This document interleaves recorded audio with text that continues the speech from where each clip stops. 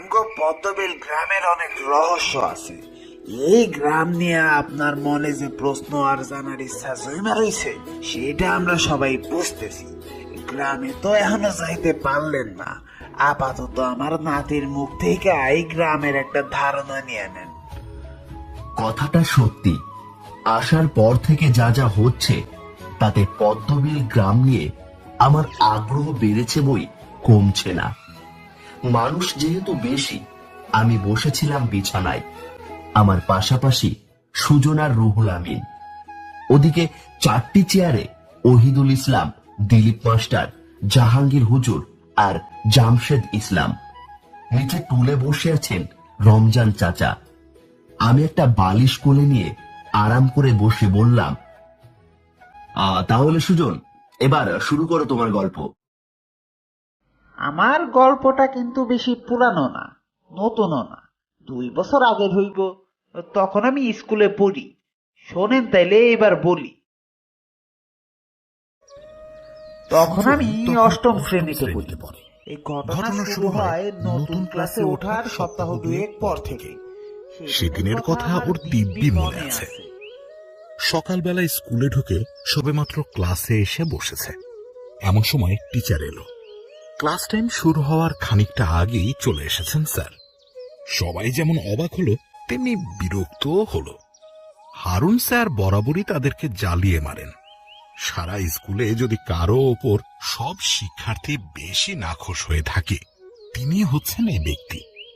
সুজন নিজেও যে খানিকটা বিরক্তি অনুভব করল না তা নয়। তাছাড়া আজ এত আগে আসার কারণ কি? এই স্কুলে সময়ের আগে কোনো শিক্ষক তো কখনো আসেনি না, বরং পারলে আসেন আরো কয়েক মিনিট দেরি করে। সব মিলিয়ে একটা শোরগোল দেখা দিল শিক্ষার্থীদের মাঝে। হারুন স্যার ডাস্টার দিয়ে টেবিলে আওয়াজ করলেন। অনিচ্ছা সত্ত্বেও চুপ হয়ে গেল সবাই। পুরো ক্লাসে ধীরে ধীরে একবার চোখ বুলালেন হারুন স্যার। এরপর দৃষ্টি স্থির করে গম্ভীর গলায় বললেন, তোমাদের সামনে এ ব্যাপারে কোনো কথা বলার ইচ্ছে আমার ছিল না। আশেপাশের স্কুলগুলোতে একটা গুজব ছড়িয়ে পড়েছে। হ্যাঁ, গুজব বলছি কারণ এর পেছনে আদৌ কোনো সত্যতা আছে কিনা তা আমার নিশ্চিত করে জানা নেই। আর সত্য হওয়ার কথাও নয়। কেবল লোকমুখে শোনা কথার উপর ভরসা করে আতঙ্ক ছড়ানোর মানে হয় না। তাছাড়া আমার ধারণা ইতিমধ্যে এই গুজব সম্পর্কে তোমরা সবাই কোনো না কোনোভাবে শুনেছ, তাই বিস্তারিত বলার প্রয়োজন মনে করছি না। শুধু এতটুকুই বলবো, তোমরা এসব অযথা জিনিসে মাথা না ঘামিয়ে পড়ালেখায় মনোযোগ দাও। আতঙ্কের কিছুই নেই। এতক্ষণ সবাই পিন পতন নীরবতা বজায় রেখে স্যারের কথা শুনলেও বক্তব্য শেষ হতেই সারা ক্লাসে ফিসফিস গুনগুন আওয়াজ শুরু হয়ে গেল। এই তথ্য শেষ পর্যন্ত স্যারদের কানেও চলে গেছে। তার মানে এই কদিন ধরে যা যা শোনা যাচ্ছে তা সত্যি। হারুন স্যার বেচারা টেবিলটার পিঠে ডাস্টার দিয়ে আরো কয়েক ঘা বসিয়ে দিলেন। থেমে গেল পুরো ক্লাস। হারুন স্যার ব্ল্যাকবোর্ডে চক দিয়ে খসখস করে লিখলেন, বিষয় গণিত। শুরু হলো একের পর এক ক্লান্তিকর সব ক্লাস। কিন্তু টিচারদের কথায় মন বসাতে পারছে না সুজন। তার মনে আবারও প্রশ্নের উদয় হলো, গুজবটা কি সত্যি? ঘটনার সূত্রপাত কয়েকদিন আগে, যেদিন শোনা গেল পাশের এলাকার স্কুলের এক শিক্ষার্থী অদ্ভুতভাবে মারা গেছে। সেই থেকে কদিনে প্রাণ হারিয়েছে অন্তত 5 জন। এখানে অস্বাভাবিক বিষয় দুটো। এক, শিক্ষার্থীদের প্রাণ হারানোর হার স্বাভাবিকের তুলনায় বেড়েছে। 2, একটা মৃত্যুও স্বাভাবিক নয়, বীভৎস সব মৃত্যু। কিন্তু কোনোটাই আবার খুন বা হত্যা নয়, অন্তত সেরকম প্রমাণ পাওয়া যায়নি। প্রাথমিক তদন্তের পর দুর্ঘটনায় প্রাণহানি হিসেবেই নথিভুক্ত করা হয়েছে তাদের। অস্বাভাবিক ব্যাপারটা এখানেই, কেননা দুর্ঘটনাগুলো বড্ড অদ্ভুত। ঘটনা এটুকু হলেও মূল গুজবের সূত্রপাত প্রথমত 2টি মৃত্যুর পর থেকেই শুরু হয়েছে। গুজবটা হচ্ছে এমন, আশেপাশের সব স্কুলের শিক্ষার্থীদের মধ্যে যেমন অনেকে প্রাণ হারাচ্ছে, তেমনি অনেকে আবার অদ্ভুত এক স্বপ্ন দেখছে। স্বপ্নের বিষয়টা সুজনের কাছে এতদিন একটি গুজব হিসেবে পরিচিত ছিল, অন্তত গত রাতের আগ পর্যন্ত। কেননা গত রাতে সুজন নিজেই সেই স্বপ্নটা দেখেছে। সেটাকে অবশ্য দুঃস্বপ্ন বললেও ভুল হবে না। স্বপ্নে সুজন দেখেছে সে একটা জঙ্গলে একা দাঁড়িয়ে আছে, চারপাশে ঘন কুয়াশার চাদর আর নির্জন কালো রাতের ঘুটঘুটে অন্ধকার। পরক্ষণে পরিবেশটা কেমন বদলে গেল। কুয়াশা মিলিয়ে চোখের পলকে অন্ধকার সরে গিয়ে দেখা দিল জ্যোৎস্না। বিস্ময়ে হাঁ হয়ে গেল সুজন। জ্যোৎস্নার আলো এখন এতটাই উজ্জ্বল যে চারপাশ ঝকঝকে পরিষ্কার চোখে পড়ছে। স্বপ্নের মধ্যেও শির দ্বারা বেশ তল স্রোত নেমে গিয়েছিল সুজনের। ইচ্ছে করেছিল এক ছুটে পালিয়ে যেতে, যখন সে দেখল কোথা থেকে যেন আবির্ভাব হচ্ছে এক নারী মূর্তির। মাথা থেকে পা পর্যন্ত দীর্ঘ চুলে যার পুরো শরীর ঢাকা, আর তার মুখটার যে কি অবস্থা তা বলে বোঝাবার ভাষা নেই। শুধু এটুকু বলা যায়, চোখের জায়গায় কোনো চোখ নেই, সে জায়গাটা পুরোপুরি ফাঁকা, এমনকি নাকটা অব্দি নেই। অথচ মনে হচ্ছে শীতল এক দৃষ্টি নিয়ে সুজনের দিকে তাকিয়ে আছে সে।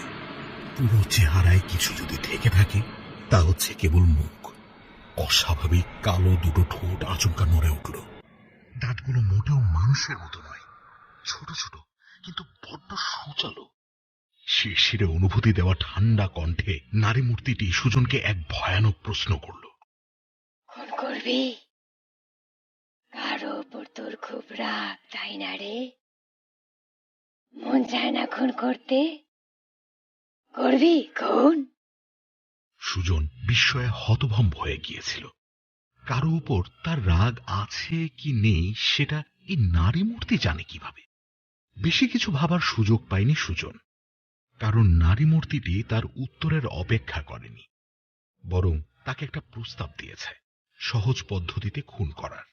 সেই সাথে খুন করার জন্য কি কি প্রয়োজন এবং কি কি করতে হবে তার একটা বিশদ বর্ণনা দিয়েছে। সুজন ভেবে দেখল উপকরণগুলো পাওয়া কঠিন নয়। প্রথম ধাপ হচ্ছে কাউকে খুন করতে চাইলে তার কিছু চুল জোগাড় করতে হবে, এমনকি একটি মাত্র চুল হলেও অসুবিধা নেই। আর লাগবে সেই ব্যক্তির একটি ফটোগ্রাফ। এরপর দ্বিতীয় ধাপ, রাতে ঘুমানোর সময় বালিশের নিচে রাখতে হবে সেই ছবি, আর হাতের মুঠোয় রাখতে হবে সেই ব্যক্তির চুল। এরপর আর কিছু না, ঘুমাতে হবে। তারপর আসে তৃতীয় ধাপ।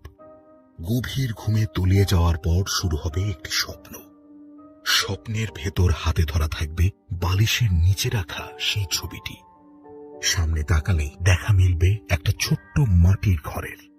সোজা এগিয়ে যেতে হবে, কাঠের দরজাটি খুলে ভেতরে ঢুকতে হবে।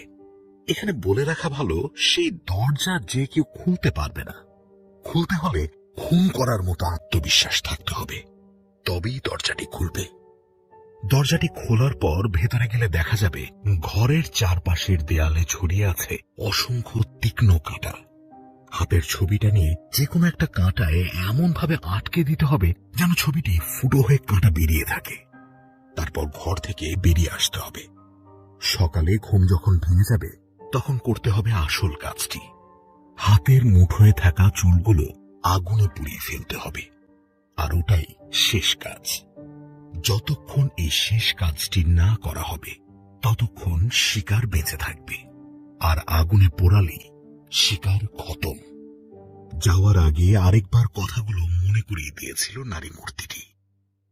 শোন, তোরে আবারও কইয়া দিতাছি, বয়স থাকলেই কিন্তু ঢুকতে পারবি না। মনে মনে প্রস্তুত হইয়া যাবি।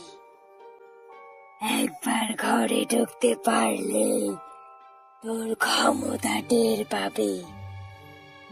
যে কাউরে খুন কইরা ফেলতে পারবি নিজের মন মতো। তোরে খালি ঘরে ঢুকতে পারতে হইব, আর এই ক্ষমতা কিন্তু তোরে মাগনা দিতাছি। এমন কিছু লাগবো না আমার, শুধু একটা জিনিস দিতে হইব তোরে। বেশি কিছু না, সামান্য জিনিস। সেইটা কি পরে জানতে পারবি। বলে ক্রূর একটা হাসি দিয়েছিল সেই নারী মূর্তিটি। গায়ে কাঁটা দিয়ে ওঠে সুজনের। তারপর যেমন হঠাৎ করে এসেছিল, তেমনি হঠাৎ উধাও হয়ে যায় ভয়ানক সেই নারী। সুজন পরবর্তীতে আরেকটু খোঁজ নিয়ে জেনেছিল সবাই কিন্তু এই স্বপ্ন দেখেনি, দেখেছে তারাই যাদের মনে একবার হলেও কাউকে খুন করার মতো চিন্তা এসেছে, কিংবা কারো প্রতি অন্তত পাহাড় সমান ক্রোধ জমা হয়েছে। স্বপ্নে বলে দেওয়া তরিকা অনুযায়ী কাজ করে গেলে যেমন সাহস দরকার, তেমনি উপকরণ জোগাড় করাটা একটু ঝামেলাদায়ক মনে হতে পারে। কিন্তু নিজের হাতে কাউকে দুনিয়া থেকে সরিয়ে জেলে যাওয়ার চেয়ে এই তরিকা অনেক বেশি সহজ আর সুবিধাজনক। তাছাড়া দিন শেষে ওটা যদি কেবল স্বপ্নও হয়, তাও অন্তত একবার চেষ্টা করে দেখতে অসুবিধা নেই। সুজন অন্যান্যদের দিক থেকে বিষয়টা এভাবেই ভেবে দেখল, বাস্তবে যদি তাই হয় আর ফলাফলও যদি সত্যি হয়, তাহলে পরিস্থিতি কি দাঁড়াবে তা ভেবে আতঙ্কিত হয়ে পড়ে সুজন। তাছাড়া তার মধ্যে একটা অশান্তিও কাজ করতে শুরু করে। খুন করতে যাওয়া শিক্ষার্থীরাই কেবল ওই স্বপ্ন দেখছে, তবে কি তার নিজের মনেও খুন করার সুপ্ত বাসনা রয়েছে, যেটা কিনা সে নিজেও জানে না? এখন আর এক কাপ চা খাইলে মনে হয় ভালো হইব। কইরা আনি চা, কি বলেন আপনারা? বাইরে বৃষ্টির জোর আরো বেড়েছে। ঠান্ডা বাতাস ঢুকছে ঘরে। শীত শীত করছে সবারই, তবে ওহিদুল ইসলাম আর জাহাঙ্গীর হুজুর রীতিমতো ঠক ঠক করে কাঁপছেন। বিষয়টা রমজান চাচার চোখ এড়ায়নি। তিনি আবার জিজ্ঞাসা করলেন, কি চা খাইবেন, রং চা নাকি দুধ চা? ওহিদুল ইসলাম আর জাহাঙ্গীর হুজুরের অবস্থা এমন যে এই মুহূর্তে কোন রকম এক কাপ চা হলেই হয়, সেটা যে ধরনের হোক না কেন। সিদ্ধান্ত নিতে সুবিধা করে দেওয়ার জন্য তাদের দিকে তাকিয়ে রুহুল আমিন বললেন, শোনেন, রমজান চাচা যে দুধ চা ভালো বানায় তখন তো একবার খায়া দেখছিনি, কিন্তু রমজান চাচা রং চা আরো দারুণ বানায়। তাই এটাই সুবর্ণ সুযোগ, খাইলে একবার তার রং চা খায়া দেখেন, শরীরও গরম হইব। প্রশংসা শুনে রমজান চাচা বেশ লজ্জা পেয়ে গেলেন। লাজুক হাসি দিয়ে বললেন, দেখছেন কি কি যে কইতাছে। আমি বুড়া মানুষ, কোনো মতে যেমন তেমন চা বানাই, অত মজা কি আর হয়? আপনাকে একটু ভালো লাগলেই আমি সার্থক। আহা চাচা, যেটা সত্য সেটা আমারে কইতে দিবেন তো, ওনারা খাইলেই বুঝতে পারবো। তাই চাচা, ওনাগো যেহেতু কষ্ট হইতাছে, তাইলে আপনার ওই লং আদার স্পেশাল চা কইরা খাওয়ান। চা বানানোর জন্য উঠে পড়লেন রমজান চাচা। এ সময় রুহুল আমিন সুজনকে জিজ্ঞেস করলেন, আচ্ছা সুজন, ওই যে নারী মূর্তি না ডাকিনি কি জানি একটা দেখলা, শেষে যাওয়ার সময় যে তারে কি দিতে হইব বইলা গেল, সেটা কি ছিল? সুজন যেমনটা জবাব দিল তাতে বোঝা গেল সে ওই ব্যাপারে তেমন কিছু আন্দাজ করতে পারেনি। তার মতে গল্পের বাকি অংশ সবাই শুনলে হয়তো তারা বুঝলেও বুঝতে পারে। জামশেদ ইসলাম এবার বলে উঠলেন, রাহুল, এখন না হয় থাক, ওটা পরে বোঝা যাবে। রমজান চাচা আগে চা আনুক, সবাই একসাথে, তারপর বাকিটা শুনি। আপনারা না হয় শুনতে থাকেন, আমি এই গল্পটা জানি। সুজন, তুই বলতে থাক, আমি অতক্ষণে চা আনতাছি। রমজান চাচা পাশের ঘরে চলে গেলেন চায়ের বন্দোবস্ত করতে। সুজন আবার তার গল্প শুরু করলো। টিফিনের ঘন্টা তখন বেজেছিল, হুড়মুড় করে সবাই বেরিয়ে গেলাম। কেউ কেউ ভেতরে থাকলো, ব্যাগ থেকে টিফিন বের করে খাওয়ার বন্দোবস্ত করতে লাগলো। সুজন আজ দোকান থেকে কিছু কিনে খাবে। এই স্কুলে আবার ক্যান্টিন নেই। ক্লাস থেকে বেরিয়ে এলো সে। মাঠের কাছে দাঁড়িয়ে বুক ভরে বাতাস টেনে নিল। রাতের স্বপ্নটা নিয়ে আজ কবি সব চিন্তা ভাবনায় মাথাটা ভার হয়ে আছে।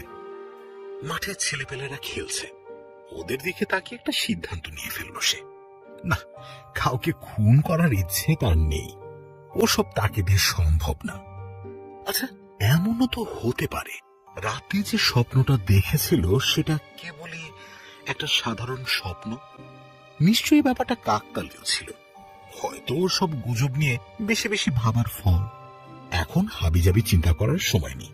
চিন্তা করার মতো তার চেয়েও বড় কিছু রয়েছে তার হাতে। সামনে পরীক্ষা, পড়ালেখায় মনোযোগ দিতে হবে। আগের রাতে পড়ে পরীক্ষা পাশ করার পরিকল্পনা আর কতদিন। আকাশ পাতাল ভাবতে ভাবতে বাইরের একটা দোকানের দিকে এগিয়ে যেতে লাগলো সুজন। পথিমধ্যে চোখ গেল স্কুলের মূল ভবনটির পাশে একটা ফাঁকা জায়গাতে। পুরনো কথা মনে করতে চায় না সে, তবু যা দেখতে পাচ্ছে তা এখানকার নিয়মিত বিষয়, তাই এড়িয়ে যাওয়ার সুযোগ নেই। স্কুলের এই অংশটা একটু আড়ালে এবং নিরিবিলি থাকায় সেখানে স্কুলের সিনিয়র বখাটে ছেলেদের ধূমপানের হিড়িক পড়ে যায়।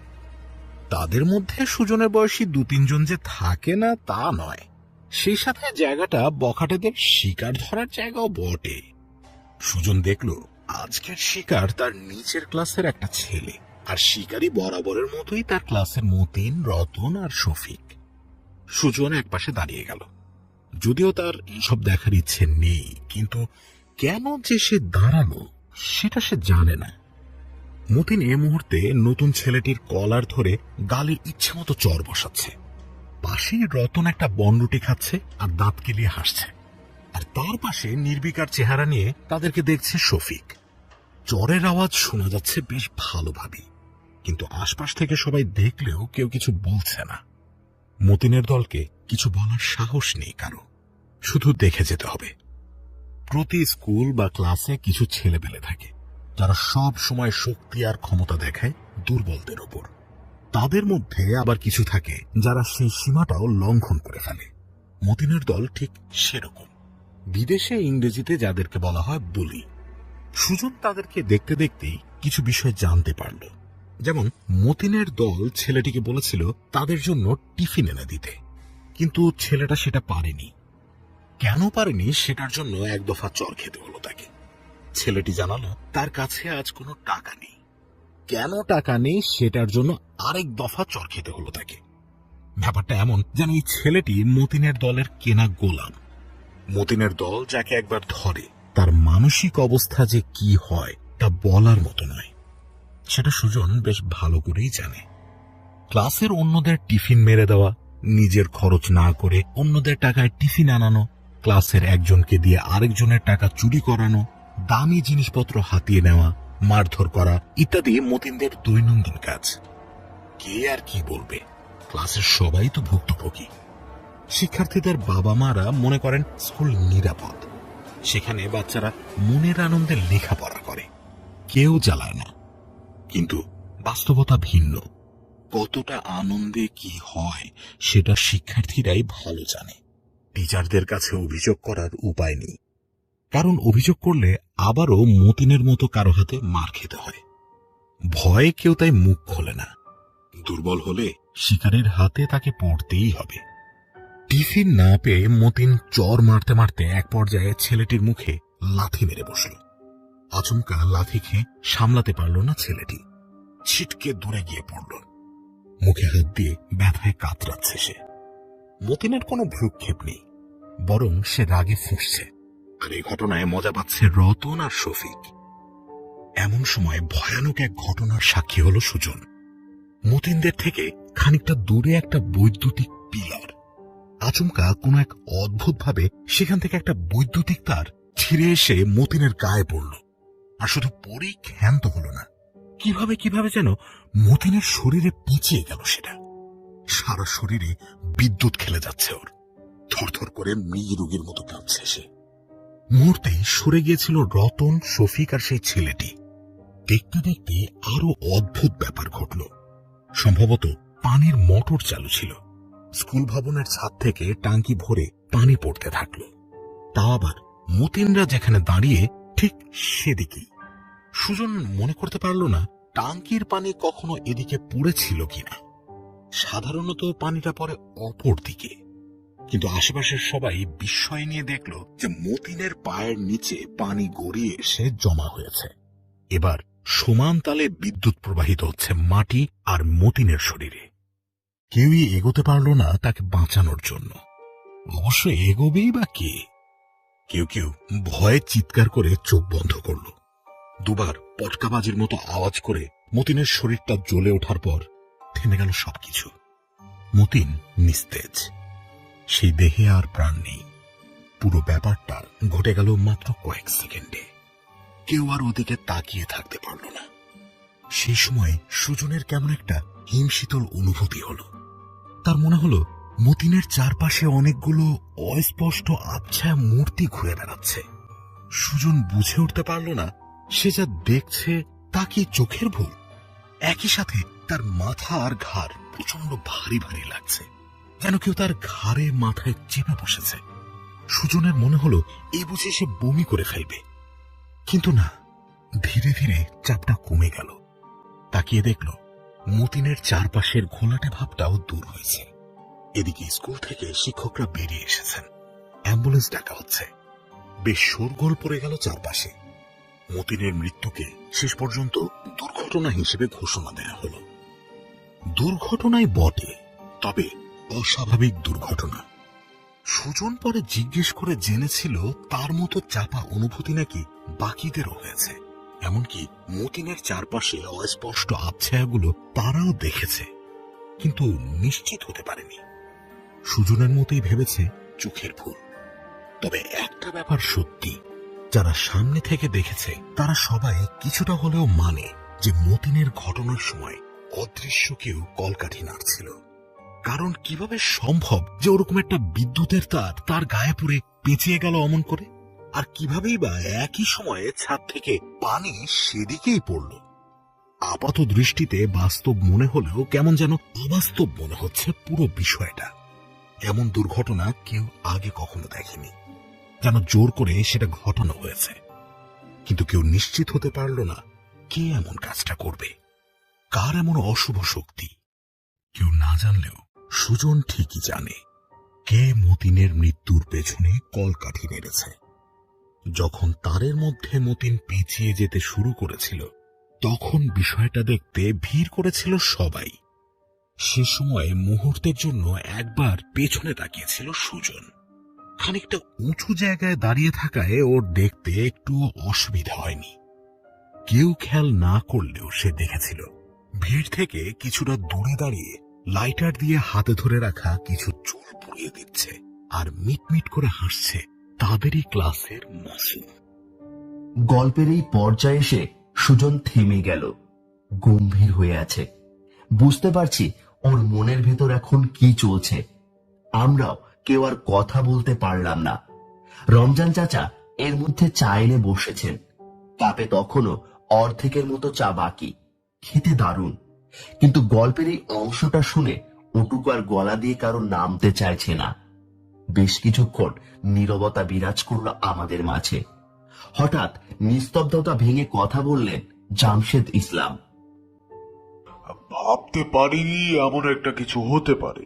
মর্মান্তিক ব্যাপার। যারা মনে করে এ সকল জিনিসে মানুষ শুধু শুধুই ভয় পায়, তারা আসলে এমন বাস্তবতার মুখোমুখি হয়নি কখনো। শুধু ভয় আর আতঙ্কই নয়, ভাগ্য খারাপ থাকলে প্রাণ নিয়েও টানাটানি দেখা দেয়। সে ছোট হোক আর বড়, পরিণতিটা ভয়াবহ। সত্য কইছস, না জানি বাকি গল্পে আরো কত কি রইছে। এখনো তেমন কিছুই শোনেন নাই, এটা গল্পের সামান্য জায়গা মাত্র। এখনো আরো বাকি, শেষ পর্যন্ত শুনতে থাকেন। সুজন সাবধানে চায়ের কাপে চুমুক দিয়ে গলাটা ভিজিয়ে নিল, আবার শুরু করলো তার গল্প। ভূতবাদে সুজন আর যাকে ভয় পেত সে হচ্ছে মতিন। প্রতিদিন স্কুলে আসার পর থেকেই বুক ঠিপ ঠিপ করত তার। কখন কোন দিক দিয়ে যেন এসে তাকে ধরে ফেলে মতিন। সত্যি বলতে নতুন ক্লাসে ওঠার প্রায় শুরুর দিকেই মতিনের খপ্পরে পড়েছিল সুজন। ওদের ক্লাস শুরু হওয়ার দিন কয়েক পর এই স্কুলে ভর্তি হয় মতিন। জানা যায় মতিন নাকি ট্রান্সফার হয়ে এখানে এসেছে। কিন্তু মতিন আসতে না আসতেই ক্লাসের পরিস্থিতি পাল্টে গেল। দস্যিগিরি করে দেখিয়ে দিল সে সবার ওপরে, আর বাকি সবাই তার নিচে। দুদিন পর ভর্তি হয় রতন আর শফিক। তারাও কিভাবে যেন মতিনের দলে ভিড়ে যায়। বখাটেপনা যা করার মতিনই করে। শফিক কেবল তার আশেপাশে থাকে, তাকে সায় দেয়। এর বেশি কিছু না। শফিক শুধু চেয়েছিল ক্লাসে সবার উপরে থাকতে, তাকে সবাই ভয় পাবে, আর সেটা সম্ভব যদি সে মতিনের সাথে দোস্তি করে। বাস্তবে আলাদা করে শফিককে কেউ ভয় পায় না, সে অবশ্য কাউকে কিছু করেও না, কিন্তু মতিনের সাথে থাকা আর তার কাজে সায় দেওয়া স্বাভাবিকভাবেই কেউ ভালো চোখে দেখেনি। অন্যদিকে রতন, যে শুরুতে ক্লাসের আর 10 জনের মতোই ছিল, তাকে এখন দেখলে বোঝা যায়, কথায় আছে রতনে রতন চেনে, কিন্তু রতন চিনল মতিনকে। ধীরে ধীরে রতন হয়ে উঠল 2 নম্বর মতিন। ক্লাসের সবাই মতিন বাদে যদি আর কাউকে ভয় পেয়ে থাকে, তা হচ্ছে এই রতন। ক্লাসে এসেই এক এক দিন এক একজনকে ধরত মতিনরা, তারপর তার টিফিন কেড়ে নিত, টাকা পয়সা কিছু থাকলে কেড়ে নিত, কিংবা তাদেরকে দিয়ে দোকান থেকে কিছু না কিছু কিনে আনাতো। আর সেটা না করলে চর ঘুষি ছিল নিত্য নৈমিত্তিক ব্যাপার। অধিকাংশ সময় তাদেরকেই টার্গেট করত, যারা ক্লাসের সবচেয়ে দুর্বল আর ভীতু। ঘটনাক্রমে সুজন ধরা পড়ল, এরপর আর সুজনকে ছাড়া হলো না। প্রতিদিন এসে শুধুমাত্র ক্লাসের সময়গুলো বাদে স্কুলের বাকি সময়টা সুজনকে জ্বালাতো মতিনরা। এমনকি ক্লাসেও সুজনকে ঢিল ছোড়া, পেছন থেকে খোঁচা দেওয়া ছিল তাদের অন্যতম দায়িত্ব। টিফিন টাইমে নিয়ে যেত স্কুল ভবনের পাশের সেই জায়গায়, সময়টা কাটতো মার খেয়ে।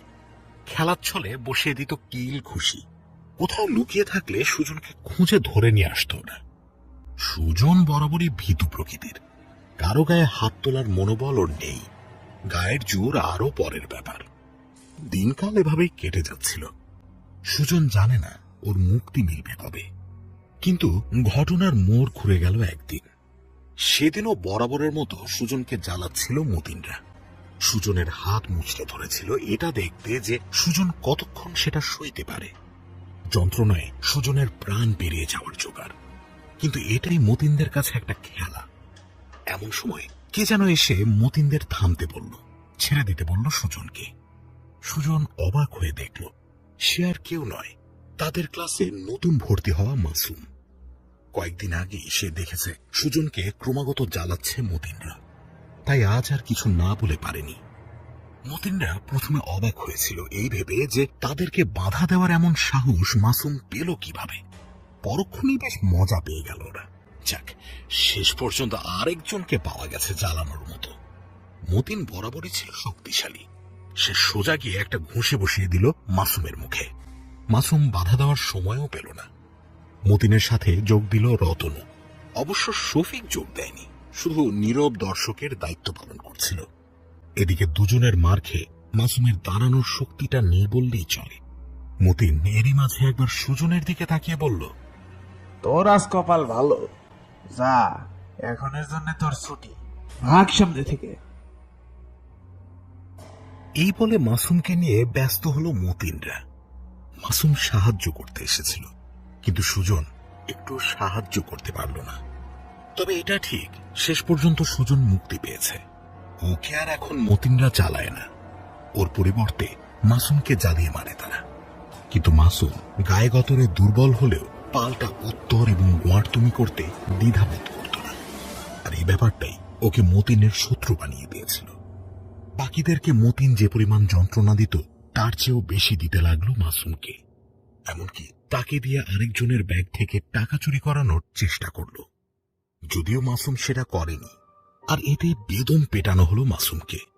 বারবার এসব করাতে ব্যর্থ হয়ে তাকে শেষ পর্যন্ত হুমকি দিতে শুরু করলো মতিনরা।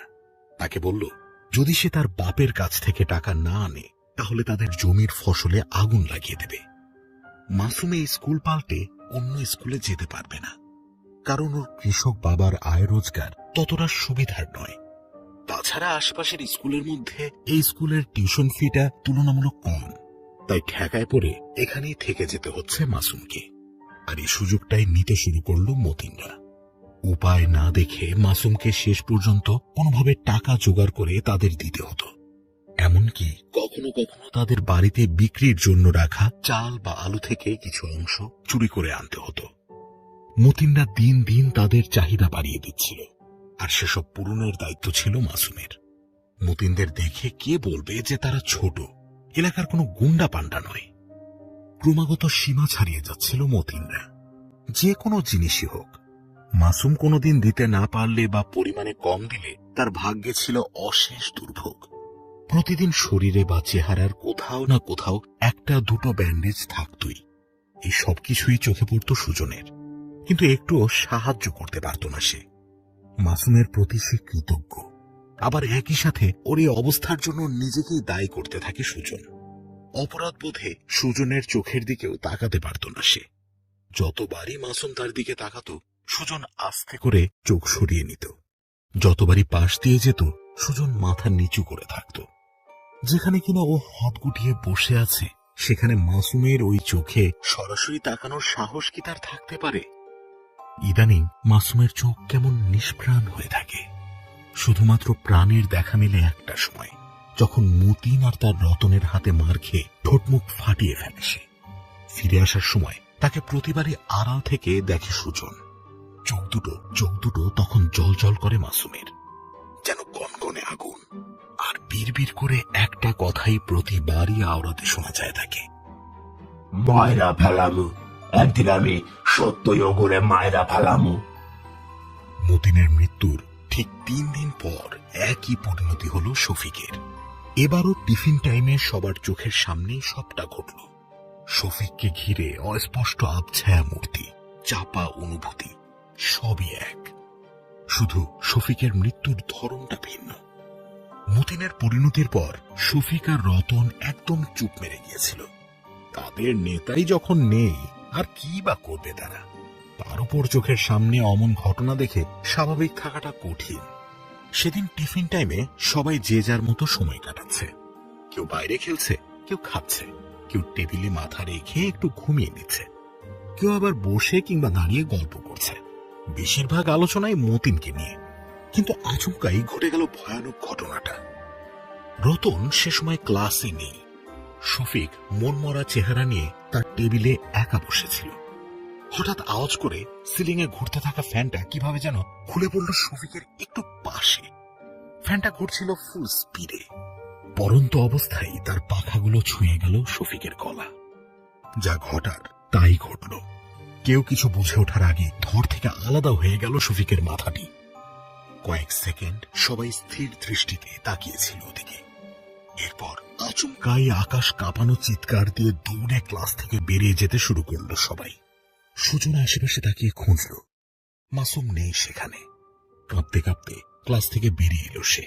মাসুমকে দেখতে পেল বাইরে, মিটমিট করে হাসছে। পকেটে কিছু একটা ঢোকালো, সম্ভবত লাইটার।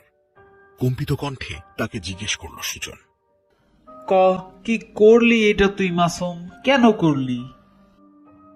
কি করুম আবার? কি বলস তুই এগুলা? হাসতে হাসতেই কথাটা বলল মাসুম। কিন্তু সে ঠিকই বুঝতে পেরেছে সুজন কোন বিষয়ে প্রশ্ন করেছে। একটু থেমে আবার বলল সে, স্কুল ছুটির পর দাঁড়াস, বাকি কথা তখন হইব। সুজনের মনে ভয় ধরে গেল। তাকে আবার মেরে টেনে ফেলবে না তো মাসুম? যদিও তাদের মধ্যে সেরকম কোনো সখ্যতা ছিল না, কিন্তু সহপাঠীর খাতিরে কিংবা তাকে মতিনের হাত থেকে বাঁচানোর বিনিময়ে কোনো কিছু সে মাসুমের জন্য করতে পারেনি। বরং তার জন্য মাসুমের আজ এই অবস্থা। রাগে সবার আগে তাকে যে মাসুম মেরে ফেলেনি, এটাই সুজনের যেন বিশ্বাস হতে চায় না। তবু দুরু দুরু বুকে স্কুল ছুটির সময় মাসুমের মুখোমুখি হলো সে। কিছুক্ষণ চুপচাপ রাস্তায় হাঁটল ওরা। সুজনের মনে প্রশ্ন জমে আছে, কিন্তু কিছু বলার সাহস পাচ্ছে না। একটা সময় মাসুমই বলে উঠল, এইসব যে আমি করতেছি তুই বুঝলি কি কইরা? জাগা যা করছি ভালোর জন্য করছি। এখন ওরা আমারে জ্বালাইব না, তোরেও জ্বালাইব না, বাইসা গেছোস। কিন্তু কাজটা কি ঠিক হইল? মানুষ মেরে ফেলাইলি, ছোটখাটো কিছু না। যদি পুলিশ যায় না যায়? কোনো প্রমাণ আছে যে আমি মারছি? নাই। আমি কেমনে কি করছি এটা কেউ পুলিশে যায় বললেও বিশ্বাস করব না। সুজন বুঝল মাসুমের মনে ভয় ডর নেই। বয়স কম হলেও যুক্তিটা মন্দ দেয়নি সে। এইসব আষাঢ়ে গল্প কে বিশ্বাস করবে? তবু সুজন বলল, তাও চিন্তা কর, মানুষ মেরে ফেলানি তো ভালো কিছু না, এটা তো পাপ। ওইসব আমি বুঝি না। মতিনরা খারাপ, আমারে অনেক জ্বালাইছে। আমগো মতো আরো দুর্বল পোলা পাইনরে জ্বালাইছে। ওগুলো না মারলে আরো জ্বালাইতো। এখন মরছে, দুনিয়া থেকে ময়লা দূর হইছে, আর আর কাউরে জ্বালাইতে পারবো না।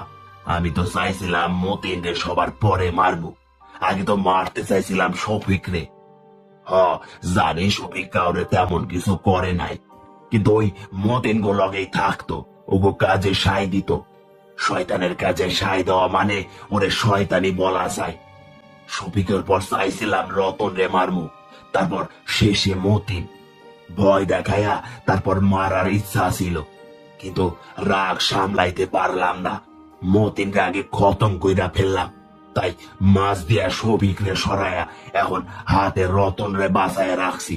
ওরেও খতম করবো, একটু ভয় পয়া নেক। সুজনের গা শিউরে উঠল। ও বুঝতে পারল মাসুম বদলে গেছে। নিজের উপর তার আর কোনো নিয়ন্ত্রণ নেই, এখন শুধুই প্রতিশোধের নেশা। সুজন ভয়ে ভয়ে জিজ্ঞেস করল, তার মানে তো দেখতেছি ওই স্বপ্ন আর গুজব সত্যি। তুই কেমনে কি করলি বলতো? সত্যি, প্রথমে আমিও গুজব ভাবছিলাম, কিন্তু স্বপ্নটা দেখার পর আমার মনে হইল একবার চেষ্টা কইরা দেখতে দোষ নাই। মাসুমের কাছ থেকে সুজন পুরো ঘটনাটি শুনতে শুরু করল। মতিনের খপ্পরে পড়ার পর থেকেই মাসুমের অবস্থা দিন দিন খারাপ হতে থাকে। রাগে ক্রোধে একটা সময় ও সিদ্ধান্ত নিয়ে ফেলে মতিনকে সে খুনি করে ফেলবে।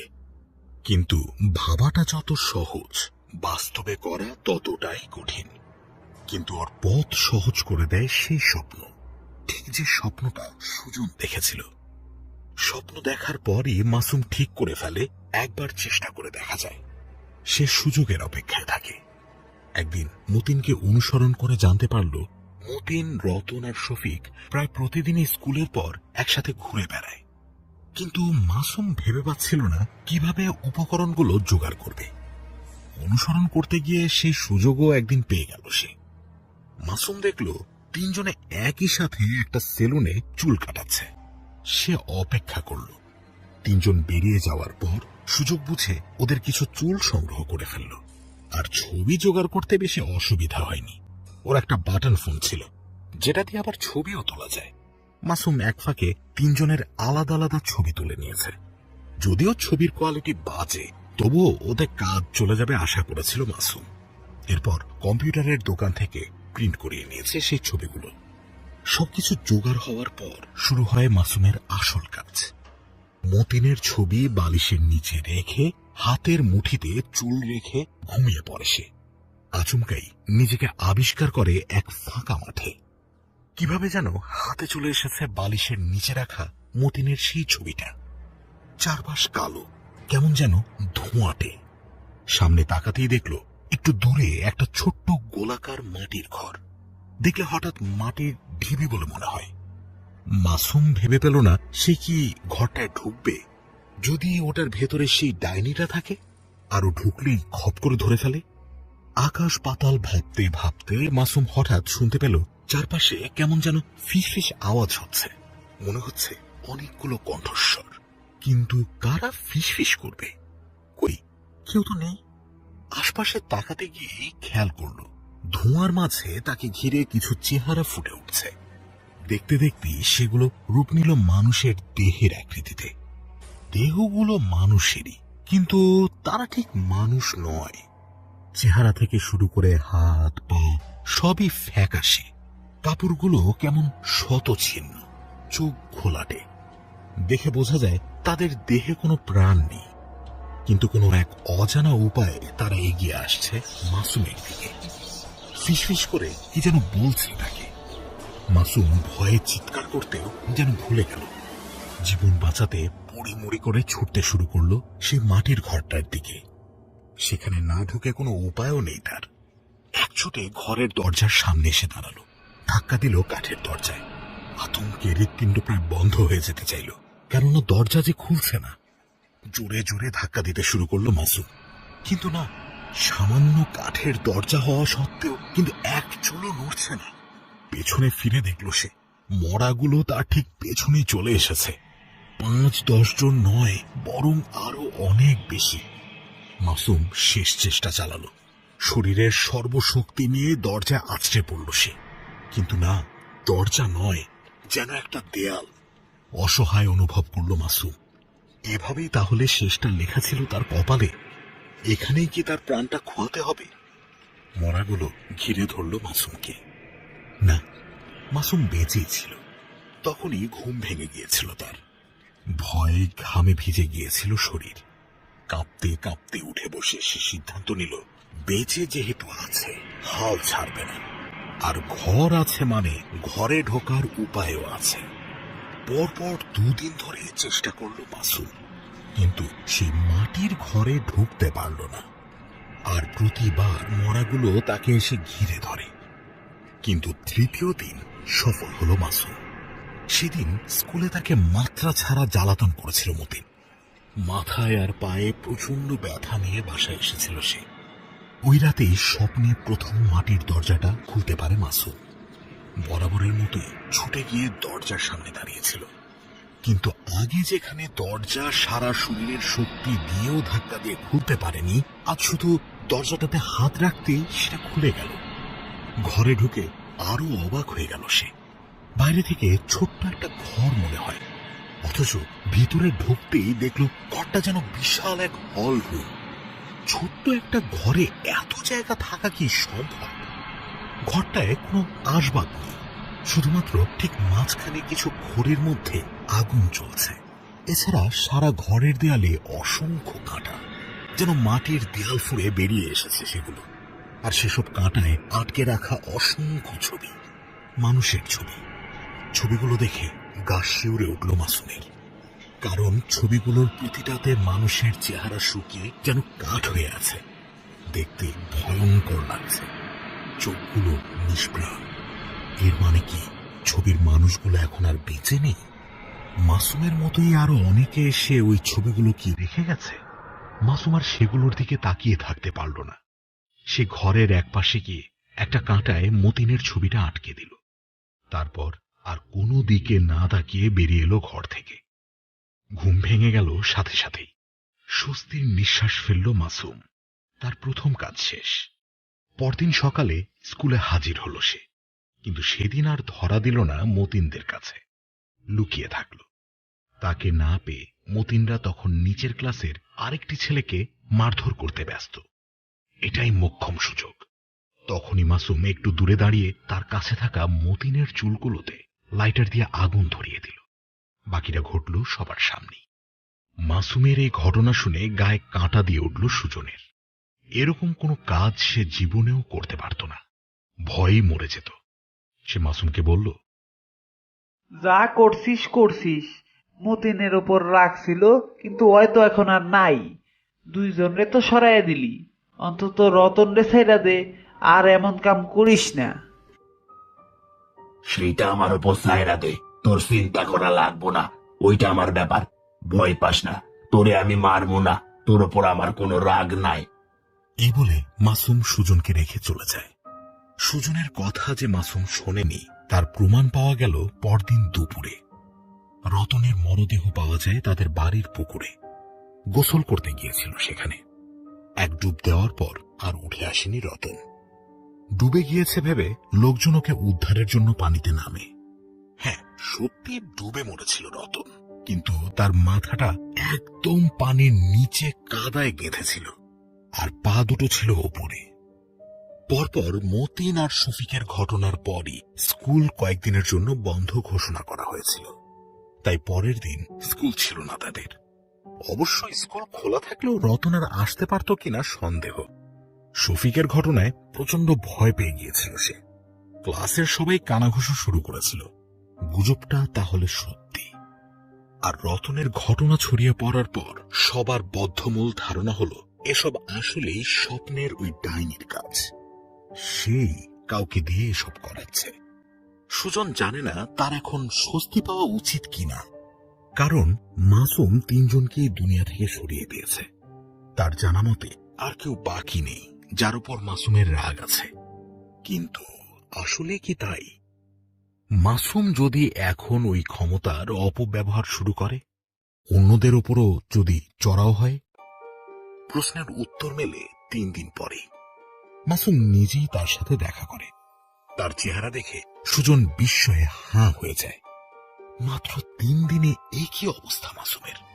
গাল বসে গেছে, চোখ প্রায় কোটরে ঢুকে গেছে, শরীর শুকিয়ে হাড় বেরিয়ে আসছে, গলার স্বরে কোনো জোর নেই। কিভাবে হলো এসব? জবাবে মাসুমের কাছ থেকে সুজন যা শুনল তাতে ভয়ে হাত পা অসাড় হয়ে গেল ওর। এমনটা সে ঘুণাক্ষরেও ভাবেনি। মাসুমের ভাষ্যমতে তার আর বেশি দিন বাকি নেই, সেও মরবে। এটা সে বুঝতে পেরেছে রতনকে মারার সময়, কিন্তু আভাস পেয়েছে আরো আগে।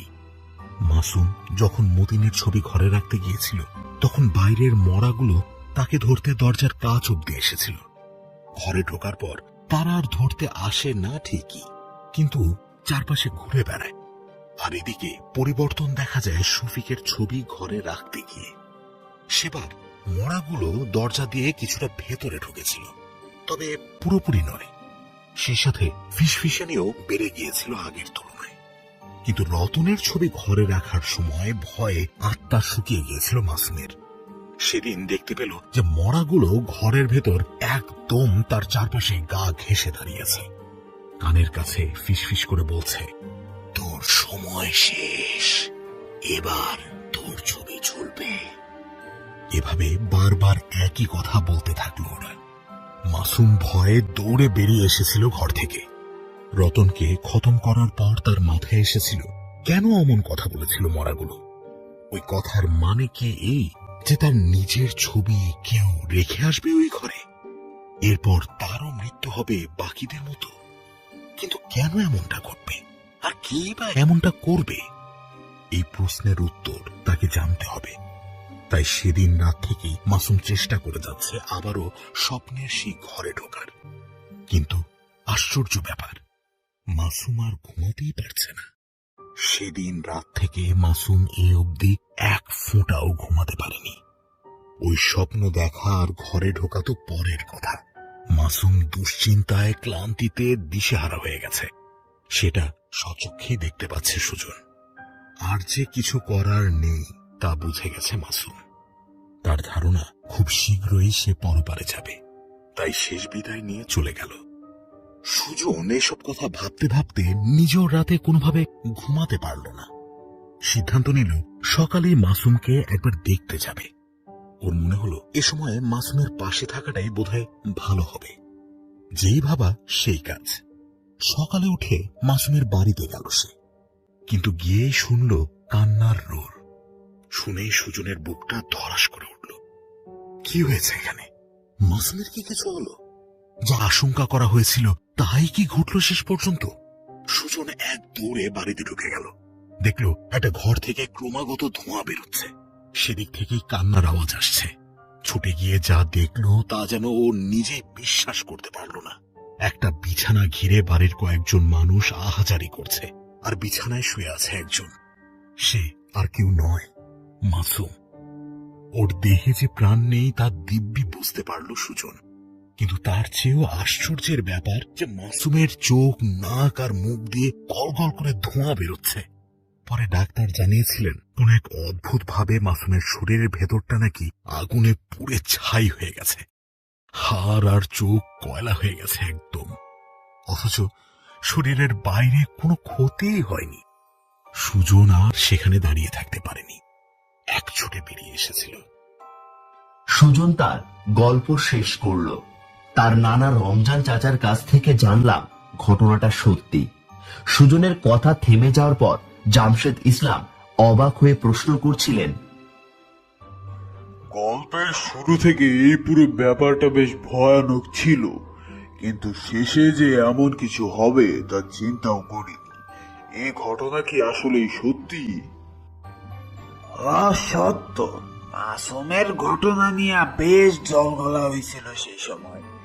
এমন এক মৃত্যু যেটা নিয়ে গ্রামের মানুষের যেমন আগ্রহ, তেমনই ডাক্তার থেকে শুরু করে পুলিশও ওইটা নিয়ে মাথা ঘামানি শুরু করছিল। কিন্তু সবাই গ্রামের অবস্থা খুব ভালো করেই জানে, এখানে কি হয় না হয় সবই বোঝে। তাই বিষয়টা যে ভৌতিক তা কারো মাইনা নিতে অসুবিধা হয় নাই। অনেকদিন ঘটনাটা সবার মুখে মুখে গল্প হইয়াছিল, তবে মাসুমের মীমাংসা ওই সময় শেষ হইয়া যায়। এমন আজব ঘটনা ঘটলে সেগুলা কেমনে কেমনে জানি সারা দেশেই ছড়ায় পড়ে।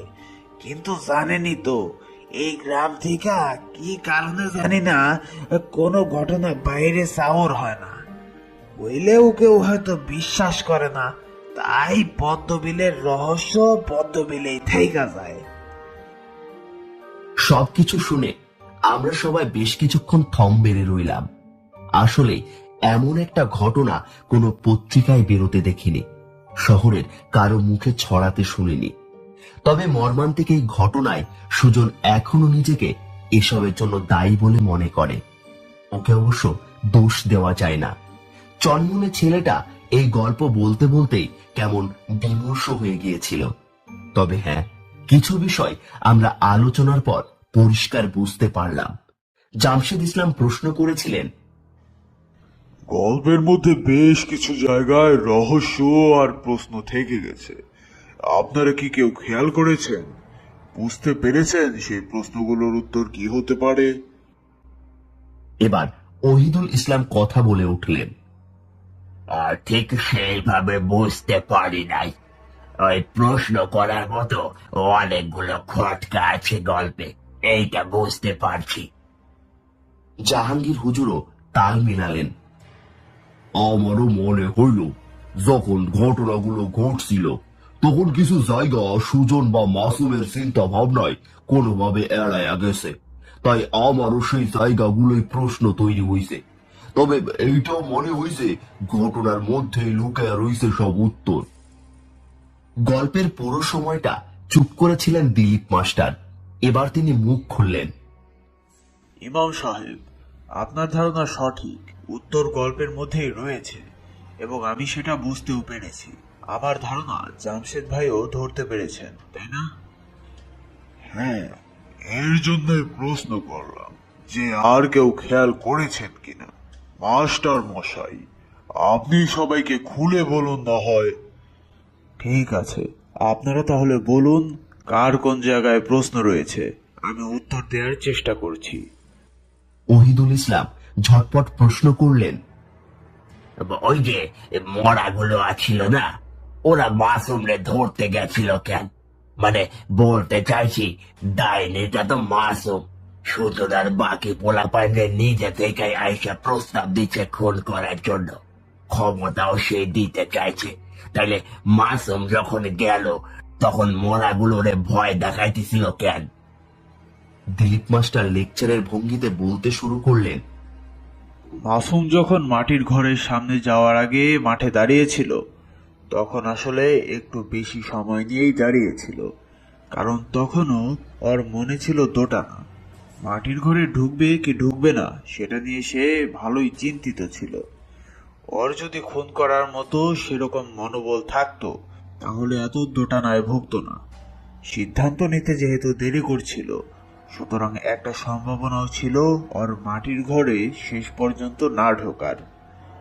আমার ধারণা এমনটা হলে সেই ভয়ানক নারী মূর্তির প্রস্তাব বিফলে যেত, তাই মরাগুলো তখন তাকে ধরতে গিয়েছিল, আসলে ধরতে যায়নি। ওরা মাসুমকে তাড়া দিয়েছিল ঘরটায় গিয়ে ঢোকার জন্য। ওদের ভয়ে মাসুমের মাটির ঘরটায় ঢোকা ছাড়া আর কোনো উপায় ছিল না।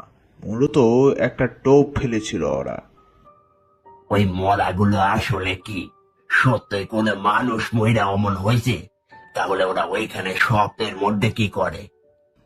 হ্যাঁ, ওই মরাগুলো আর কেউ নয়, বরং ছবিতে থাকা মানুষগুলোর অতৃপ্ত আত্মা।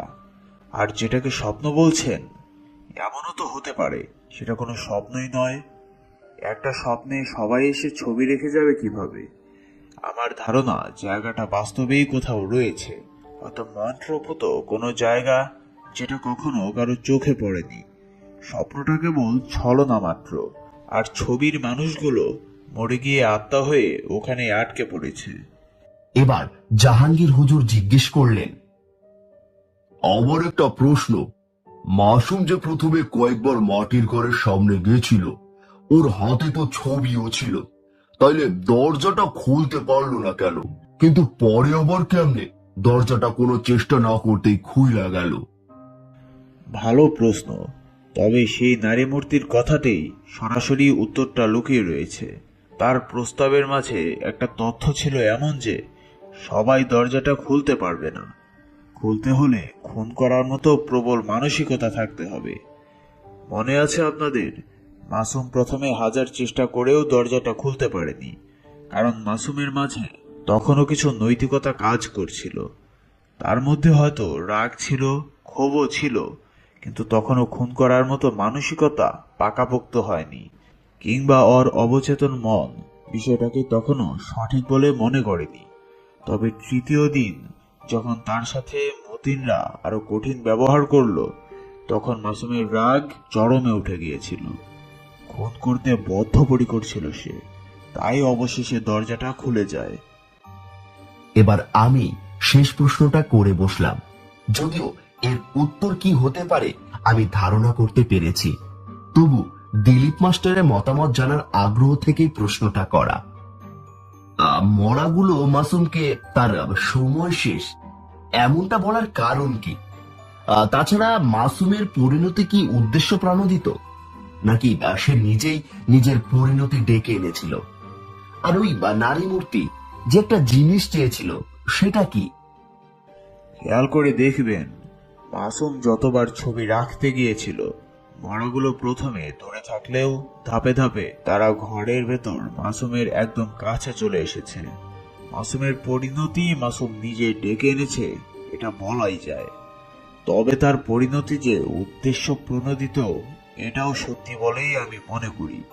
শেষবার যখন মাসুম রতনের ছবি রাখতে যায়, তখন মরাগুলো তাকে জানিয়েছিল তার সময় শেষ, এবার তার ছবি ঝুলবে।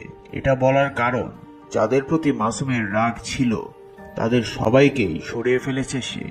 তার লক্ষ্য পূরণ হয়েছে, ক্ষমতার মেয়াদও শেষ হয়েছে, এবার তাকেও বিদায় নিতে হবে। এখানেই বোঝা যায় নারী মূর্তি আসলে ঠিক কি চেয়েছিল। সত্যি বলতে, মাসুম বা অন্যান্য যারা তার প্রস্তাব অনুযায়ী খুন করেছে, তারা একটা জিনিস বুঝতে পারেনি, তা হচ্ছে বিনামূল্যে নয়, বরং তাদেরকে এই ক্ষমতা দেওয়া হয়েছিল তাদের নিজেরই আত্মার বিনিময়ে। পুরো বিষয়টাই ছিল কোনো এক অশুভ শক্তির মরণ ফাঁদ।